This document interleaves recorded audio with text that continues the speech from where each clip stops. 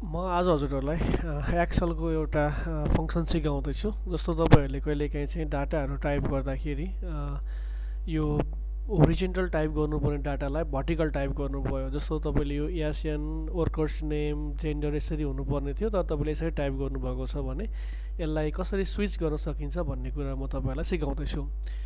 यसको लागि first of all तपाईँहरूले यो डाटालाई सिलेक्ट गर्नु होला। यो डाटालाई सिलेक्ट गरिसकेपछि तपाईँले कपी गर्नुहोस्। यहाँ कपी, यो होमभित्र कपी, यहाँ गएर क्लिक गर्न सक्नुहुन्छ। त्यसपछि गएर तपाईँले यसलाई एउटा कुनै सेलमा यसमा राइट क्लिक गर्नु होला। राइट क्लिक गर्दाखेरि चाहिँ यसमा पेस्ट स्पेसल भन्ने हुन्छ। यो पेस्ट स्पेसलमा चाहिँ तपाईँले यहाँ क्लिक गर्नुभयो भने तपाईँले यहाँ देख्न सक्नुहुन्छ एउटा चाहिँ ट्रान्सपोज भन्ने छ।